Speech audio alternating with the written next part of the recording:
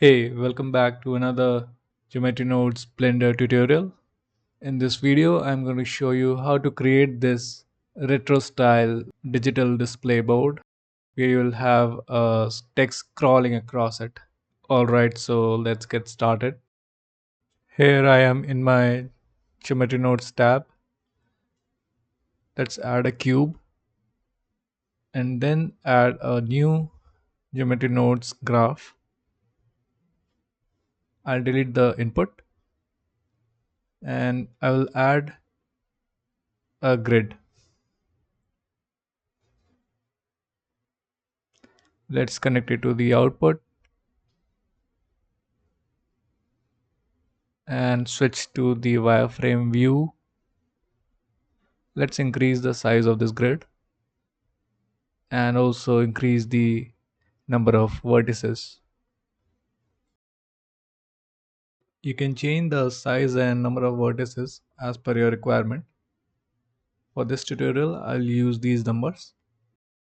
Let's add transform geometry nodes to rotate this grid upright and also shift it towards positive z direction.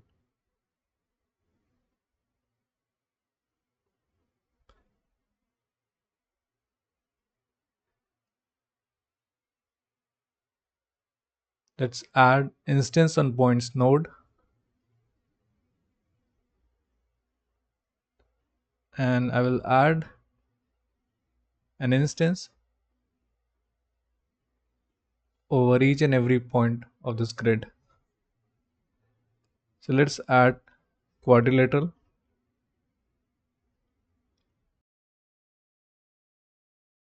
It's basically a rectangle. And then I'll also add fill curve to convert it into a mesh. In the solid view, you can see all these rectangles spread across the grid. Let's reduce the size of these quadrilaterals and also rotate them by 90 degree.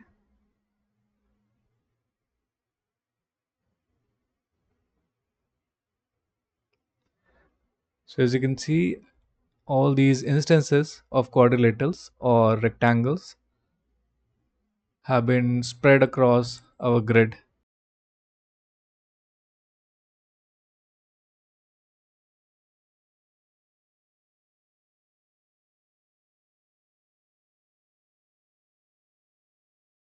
Let's add a text string. For that we can use string to curves node, and in this node you can specify the string that you want to display. For example, let's use welcome to mountains, and Arial bold is the font that I'll be using. I'll also increase the font size. Let's add a join geometry node and connect the string to curves output to it.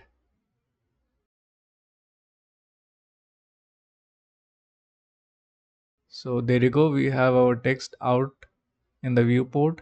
It's quite large, so let me reduce the font size from 100 to 10.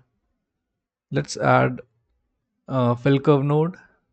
It will convert the text curve into a mesh, and also add transform geometry because I would like to rotate this text by 90 degrees so that it is parallel to our display board. This is the front view, and also move the text with the help of transform geometry node. Feel free to change the font size as per your requirement.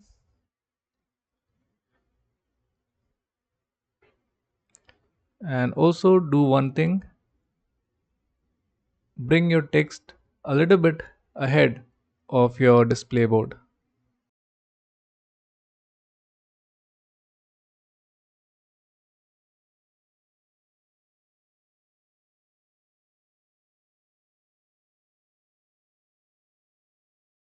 Next, I will add geometry proximity node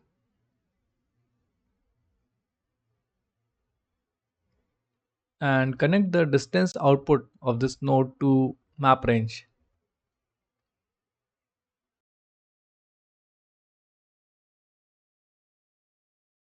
I've changed the value of from max to 0.5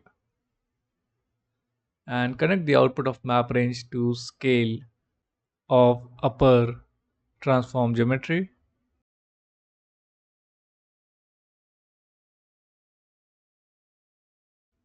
As you can see here in geometry nodes, we have a warning message or error message. That's because we haven't used this node realize instances.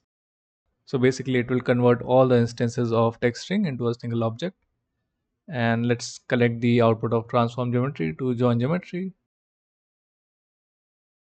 And we can see that nothing has happened yet to the display panels or display quadrilaterals. So here, wherever the text is overlapping with the display panel, the scale or size of those panels should change.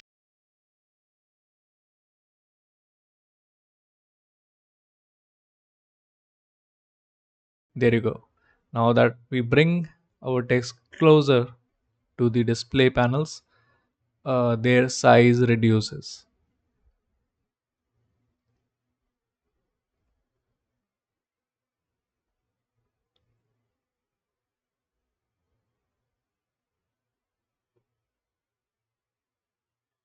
Now, after removing the text, this is how our display panel will look.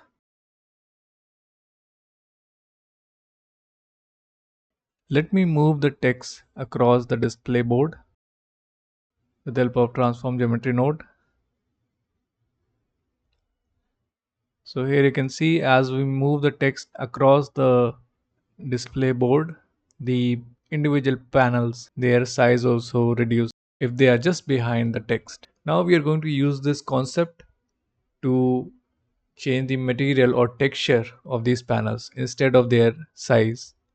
So for that we will use store named attribute node and change its mode to instance. Give it a name, for example selected panels. You can give any name, it's just a variable. And once you have provided the name, do copy it because we will be using it in the shader editor. Now connect the output of map range to stored named attribute node and then add a set material node.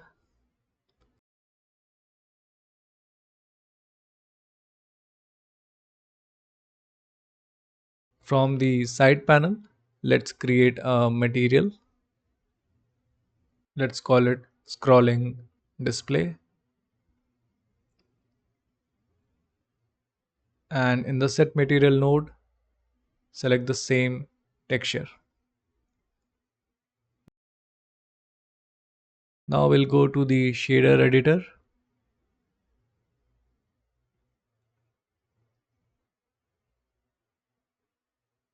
And over here we will use that variable selected panels from stored named attribute. For that we will use a node called attribute. Change the attribute type to instancer and provide the same name selected panels. Connect the output color to a color ramp node and connect color ramp to the emission input like this. Increase the strength of emission and change the color in color ramp from black to red, and also change the white color to a dark color or black color.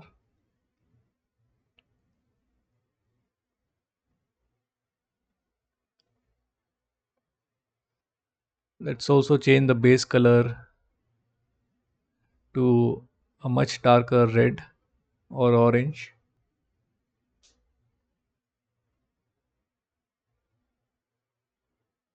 And thanks to this node setup in Geometry Nodes, only those panels are getting illuminated or have gotten their texture change that are just behind this text mesh.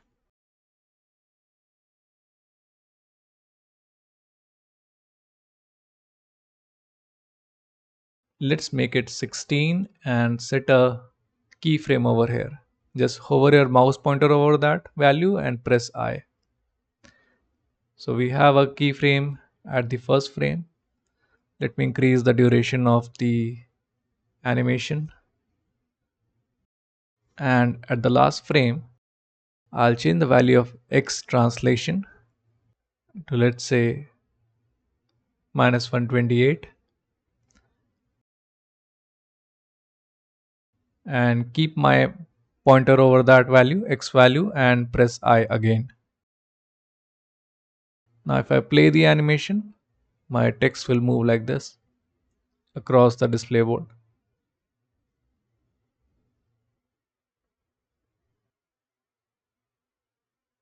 Let's cut off the text mesh from the output, and in the render view the animation will work like this.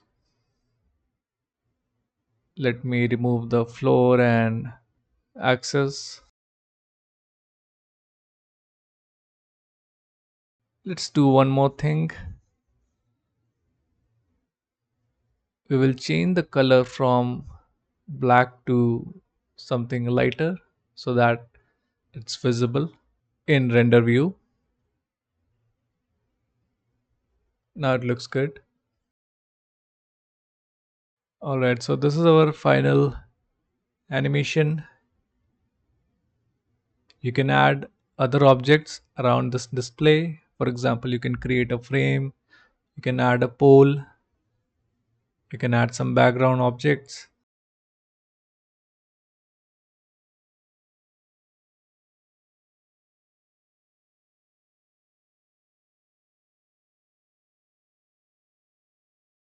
And this is the entire tree structure of Geometry Nodes that we have used to create this animation.